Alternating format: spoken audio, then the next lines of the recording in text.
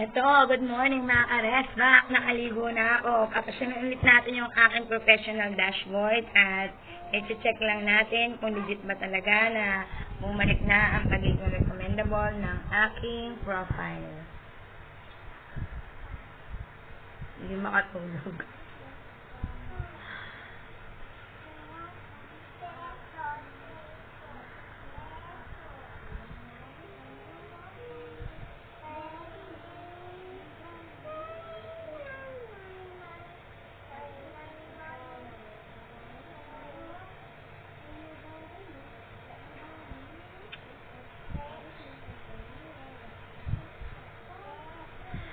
Talagang legit na legit mga ka-resback. Ayan na nga, recommendable na ulit ang aking profile.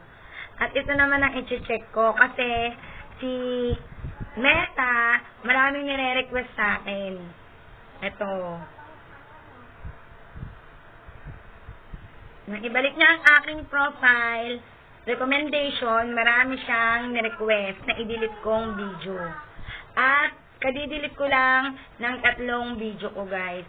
Yung 3 video na yun, guys, 1 minute and 30 seconds lang yun. Pero, mga reels ko yun na may 1 minute and 30 seconds. Maiksi lang siya, pero may mga ads yun, mga ka-resback. At ito, pinadidelete niya rin sa akin to ngayon. Nung ito ay i-upload ko, hindi niya to sinita. Hindi rin ko naging dahilan na ako ay kanyang finlag. Pero ngayon napansin ko na may pinapagawa sa akin. Pinadidelete niya na rin sa akin itong video na to na may 1.5 million plays. Pinadidelete na sa akin to ni Meta. At ito pa. Diba? Kailangan ko na daw i-delete to.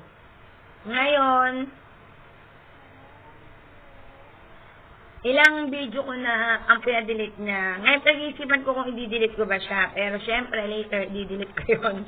Dahil wala naman tayong magagawa kay Meta. Kasi dito sa mundo ng Meta, siya ang director natin. At tayo ang kanyang mga artista. Sasayaw tayo, kakanta, magluluto, magtatatumbling at kung ano-ano pa. Depende sa mga guidelines ni Meta. Kaya dapat tayong sumunod sa kanya. At yan, buburahin ko talaga yun. At yun na, mga ka-resmax, may singit na naman si Prechi.